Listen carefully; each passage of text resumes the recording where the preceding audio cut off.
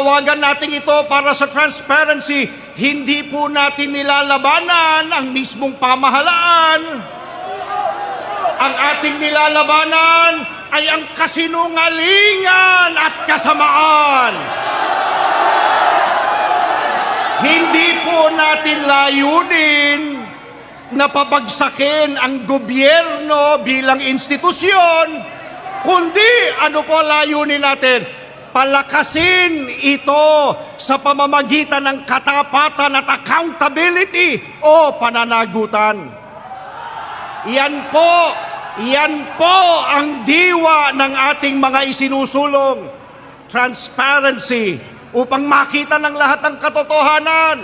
Accountability upang mapanagot ang mga nagkasala at maibalik ang ninakaw sa bayan. Justice upang pairali ng batas ng walang kinikilingan. Baka hindi nila tayo narinig.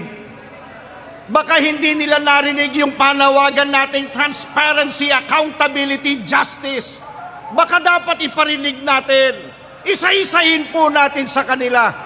Ano po yung una? Ano yung pangalawa? Isigaw natin yung pangatlo. Mga kababayan,